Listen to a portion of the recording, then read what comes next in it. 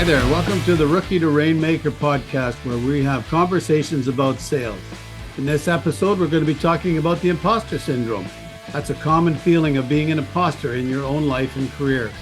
We'll discuss the signs and causes and symptoms of imposter syndrome, and we'll share some personal experiences about how to overcome it by focusing on one's strengths instead of our weaknesses. We'll also talk about how you can use assessments to identify your strengths, avoid comparing yourself to others, and set realistic goals for yourself. So if you're ready, let's get started.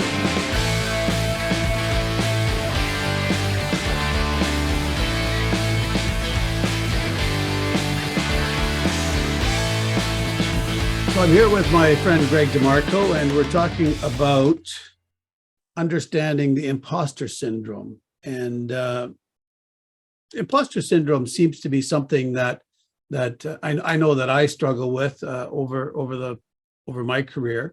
And you kind of wonder, okay, after doing something for 38 years, you'd think you should actually have an idea of what you're doing. Why do you still suffer from imposter syndrome, right? I mean, like, how can that really work? And maybe I'm different than many of you, but I think imposter syndrome is a real threat to a salesperson. And maybe you could just fill us in, Greg, on what you think the imposter syndrome is. How would you define imposter syndrome? Well, yeah, it's a good question. Thanks, Don.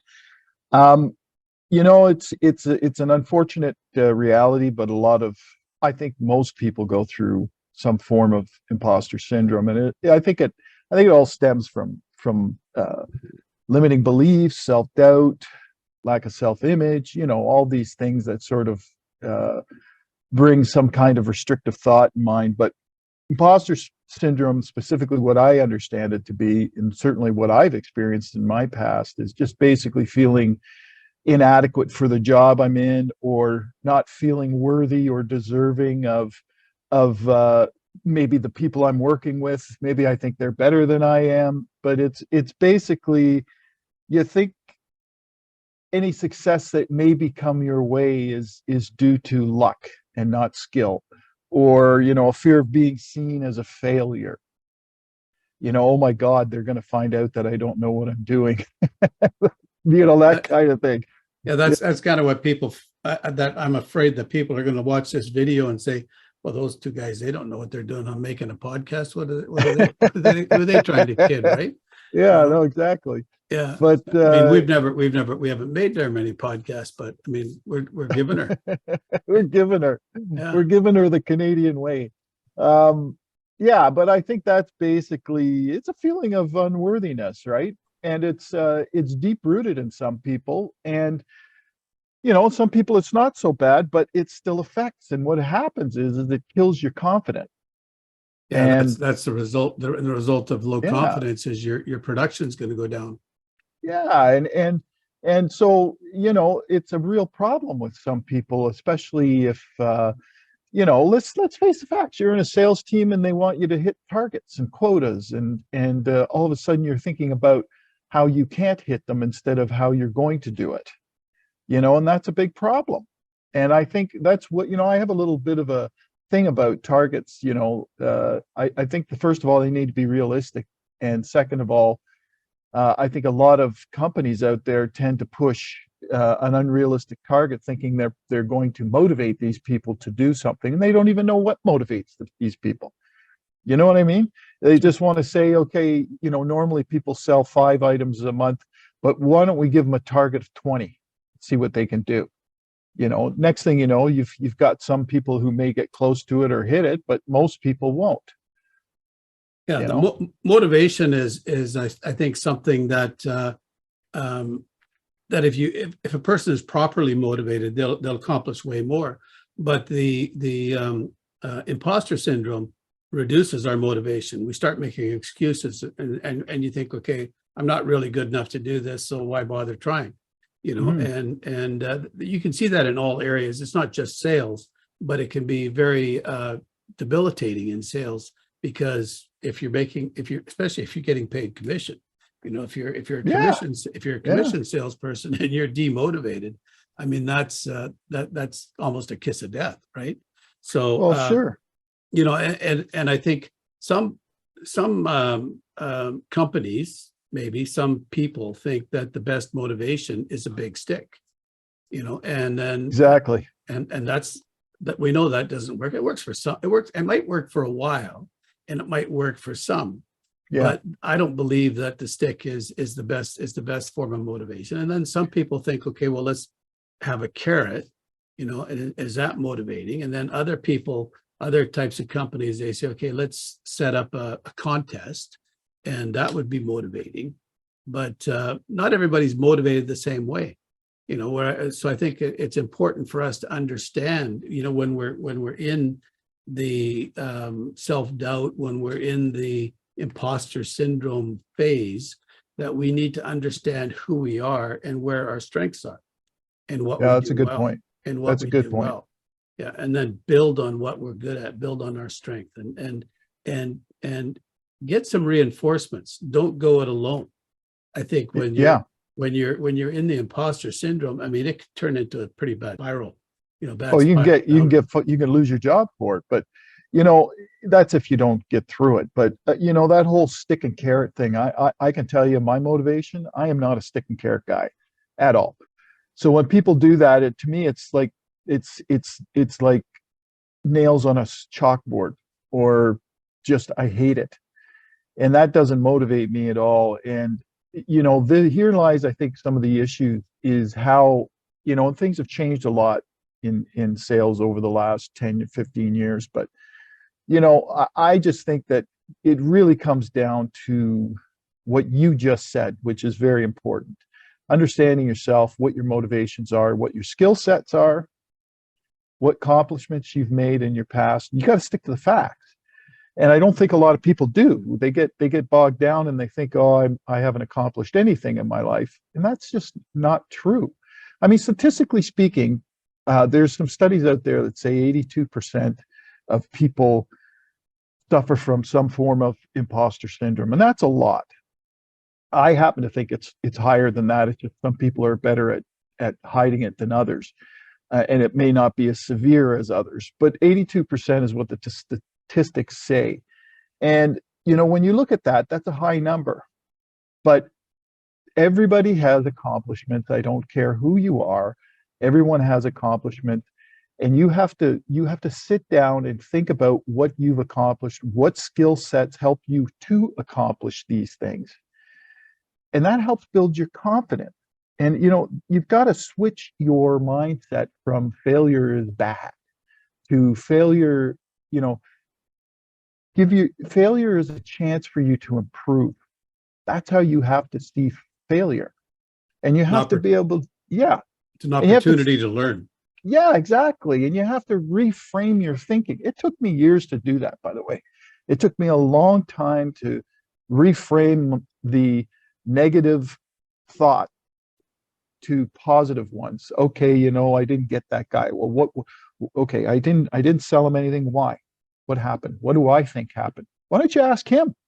You know, Yeah, hey, you know, I used to yeah, send a follow-up email when I was in the boat business. If I lost a deal, I would send an email right after it. I'd say, hey, congratulations on your what you bought. Just out of curiosity, to help myself and, you know, the company I work for, can you just let me know if it was something I said or did, or was just the stuff that I showed you wasn't at all what you were looking for? I tried to, and you know what? I'd say probably 7 out of 10 times they'd respond, mostly positively, and basically say, no, it had nothing to do with you. I just found the right boat for me that was just perfect for exactly what, or whatever. They give you feedback. But you see, a lot of people don't like to hear feedback. They're afraid of it. yeah. And they, Most people wouldn't want that. Would be terrified to do that. You know, they'd say, you know, what do I, you know, what if they say they don't like me? What if they say, you know, you're you oh know, yeah. What if you're, whatever. yeah, I, like, and I think that's true. I came across a quote the other day. I'm just going to read it. It says, inaction breeds doubt and fear. Action breeds confidence and courage. If you want to conquer fear, do not sit home and think about it. Go out and get busy. That was from Dale Carnegie. Yeah, that's a great quote. That Yeah. is a great quote. And I think it's happened. The biggest, the biggest issue in the end is this: a lack of action. It's a lack of action taken because we're afraid, or we're despondent about it. We're just, there's something going on that we don't want to face. And I think that, humanity, human nature is, we don't, we want to live in denial a bit. We don't want to face what triggers us to think about bad things like that, things that sort of derail us. But in order to, as you said earlier, if you want to, you have to get to know yourself. And the only way to do that is to sort of ask those questions. What's going on? Why is this bothering me so much? What do I need to move forward here? Yeah, we have those doubts, or we have those, what sometimes we call limiting beliefs, that come into our head. And we have to take those, and we have to take those limiting beliefs, we have to take them captive and say, what is this limiting belief telling me? First, is it true? And most of the time your limiting belief is not true. It's just a lie you're telling yourself.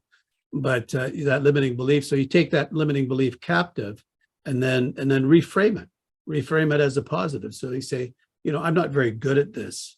Well, you could reframe it and say, I've just started doing this, and I'm going to get better if I keep doing it and take action and practice. So you take your limiting belief and reframe it as a positive, and then take massive action. That's, I think, the whole idea of taking action, like when you develop a plan, say, what's the next step? I remember one realtor we had, a great guy, nice guy, but he would spend days, not hours, but he would spend days. And this was before computers and stuff too, because we're old. And he would, Because we're old. I'm old. So yeah, you're old. he'd cut and paste and do all these different things, and literally cut things out of magazines and stuff, and make up these brochures, and then take them and get them photocopied. So he'd spend days on these projects, and then I'd go and I'd follow up with him, and he didn't do anything with it. He just stripped it. He threw it in the garbage. Didn't like it. And I think what he was doing is he was actually had this fear where he felt like an imposter, or he had doubts in what he was doing, limiting beliefs in that it would accomplish what he wanted. So what I'm getting at is that when you have a plan, implement it. Say, what's the next step I need to take? And then if it doesn't work, then do what you said, review what happened, and then analyze what happened, get the feedback from it, and then you find out what worked and what didn't work. And nowadays, that's the same thing that we talk about when we're doing promotions, or you want to find out how well something that you've got online is performing. You go to Google Analytics, or you go to the analytics, and you find out what's working, or what kind of response you get. Maybe you wrote this great blog post or LinkedIn post or whatever, and then no one read it, right? And you think, Yeah. okay, like, what's wrong with it? It was great. Well, it might be great, but you can't be a secret agent. You got to let people know about it, right? Yeah, it's not about being a covert agent, Yeah. and not being seen. And that's that's a good analogy. Yeah, you got to. I think that people do see failure as a really bad thing, instead of taking it as a chance to improve yourself. And feedback is critical. That whole thing that you were alluding to as well, with the perfection. And I think that's one of the signs of imposter syndrome is perfectionism, because I'm a fan of having things look great and come out perfect and everything, and whatever perfect means to you. The problem is, and I find this with a lot of the salespeople or the people in the mindset coaching that I do, they use it as an excuse to avoid, because again, it comes down to that imposter thing, or limiting beliefs, however you want to frame it. And that's what happens, is they start, thinking, okay, it's not perfect enough, and I'll just make it a little bit more perfect. But meantime, time's a ticking, and things aren't getting done. And it's actually a way of avoiding what you need to do. That's what it is. You're avoiding taking the action of something you know you need to do, but it's holding you back because you're afraid. Yeah, that's we know what we need to do, Yeah, and I think that's so true. And I mean, my background, of course, is real estate, so I tend to go back there with my examples. But I think that when a realtor is starting out or not having success, they know what they have to do, but sure they they don't do. want to do it. I mean, you got to pick up the phone and talk to people, or you got to go out and visit people, or you got to, spend more time on your marketing, like you got to bring in more leads, because it's numbers. It's a numbers game, right? So That's right. if you want to do one deal, you're going to have to get probably 5 leads. You're going to probably have to get 5 leads to be able to do one deal. If you want 5 leads, you're probably going to have to talk to 100 people, or communicate with 100 people to get 5 leads. So you just do the math, figure out what it is in your industry, whether it's real estate, whether it's selling boats, whether it's selling insurance, even selling, multi-level marketing. If you're in some type of a direct sales organization, it's all about the numbers. What's Yeah. your ratios? Where are your ratios going to be? So do that research, and you're only going to be able to do that research when you know what your when you know your numbers. What's interesting about that is this. What I did was when I started, like for example, I sold boats for years. When I first started, one of the things I did, because I can tell you right now, when I stepped in that door, even though I had sales experience, I was nervous and I was anxious, and I sure as hell can tell you this. I didn't think that I was good enough to do it, especially when I saw these guys. And I'd been in a lot of boats, but I didn't know a lot about a boat, really. And what I did was I looked at the top 3 dogs in the company, the ones that were making the most. And I started befriending them and shadowing them and watching them and seeing. Now, one of the best questions I asked was, what is it that the buyers are asking you? What are they concerned with the most? That's what I would ask. Because once you know them, then that's fine. But that's how I started to build confidence, was by shadowing them and finding out what they were doing. And fortunately, we had a good team culture where everybody was helping everybody. They didn't like you stepping on their toes, but they were more than willing to share the knowledge of what they do to sell boats. As long as you didn't infringe on their clients. But that's another story. Well, of But course, you of know, course. Yeah, but that's how it worked. But yeah. I gained a lot of confidence doing that. Plus, I was learning from the guys who know the business.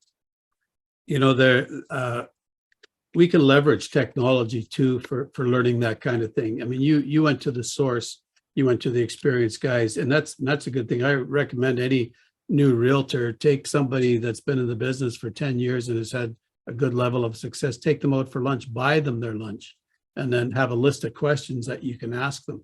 Yeah. And because there's lots of experience that you can glean from them and learn from them. But one of the interesting things to leverage technology is there's programs. There's a program out there. You ask, they answer. No, they ask, you answer. Right. So you find out, what are people asking? Like, Google search is an amazing tool. I Yep. Google everything. My wife thinks I'm crazy, but I'm a sponge for information. So but there's a program out there that says they ask, you answer. So what are people asking? So what are buyers of new homes asking?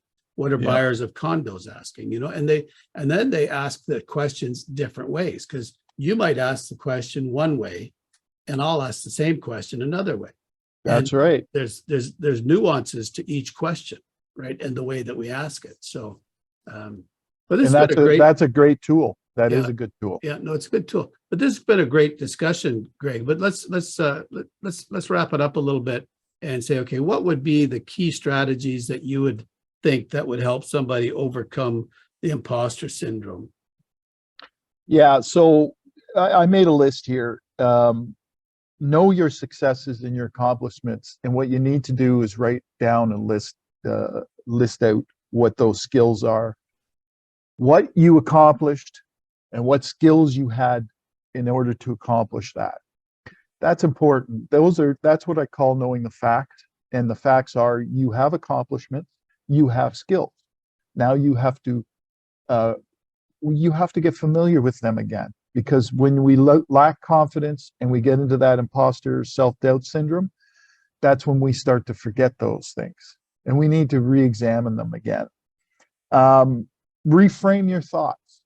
As soon as a bad thought or a negative thought comes into my mind, like, oh, I'll never have that item, or I'll never be able to do this, I immediately snap and go, where's that coming from? I mean, seriously, of course, if you want it, you're going to get it, you know? So you have to start to reframe your thought processes from a negative to a positive. I happen to believe, and I'm not just saying this because I am one, get a mentor, find someone who will help you along the road. Like I did when I went to that boat company. I found the top 3 dogs and I got mentored from them. I learned a lot. I'll tell you, it was very valuable. One of the most important things is stop comparing yourself to others. Yeah, big one. That's the biggest one. Don't compare yourself to anybody else. Everybody else is going to appear to be better than you. You just got to take that for granted. So stop comparing. It doesn't mean they are better. It just means that when it's a human nature to compare yourself to others. Stop doing it. It doesn't matter what's happening in somebody else's position or life, or whatever. It's the worst. If you want to put yourself down, go compare yourself to somebody else, because you'll find the person that is in a better position and you'll just ruminate on that whole thing. And you just have to be able to be grounded, just really look at things with a positive frame point. Failure is a chance to improve. I don't know what else to say. Well, I appreciate that, Greg. I know when you were saying, I was thinking about the Strength Finders.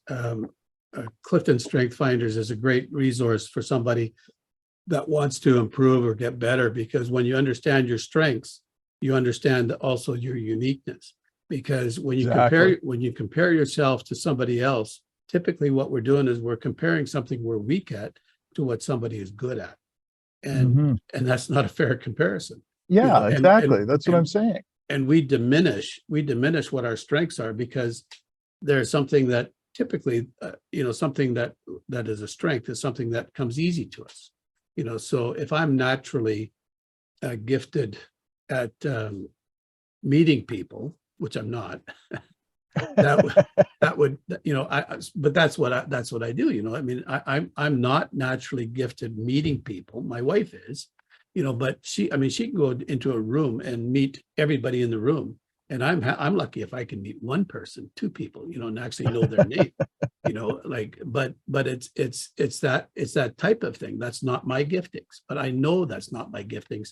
So I have to say, okay, I still have to meet people. So how am I going to do it? Right. So I have to be strategic about how I'm going to do it. But bring your wife. Yeah, well, I do. She's my networker. Absolutely, I do. But I think one of the interesting things too is that in the Strength Finders, they say that I think it's you're one in like 33 or 45 million people. Like nobody really is going to have exactly your same makeup. So you are incredibly unique, and understand your uniqueness and understand what it is about you that makes you who you are. I think that's a very powerful thing to find that out. It's not always an easy thing to find out, but I think it's because we diminish what our uniqueness is. I think one of the other problems is you've already alluded to, is the fact that we tend to talk badly about ourselves. We're the worst. We have so much negative talk about ourselves. We're the worst critics. And it doesn't do, like, you think of it this way. Do you talk to other people the way you talk to yourself? You shouldn't. You shouldn't No. talk to yourself that way.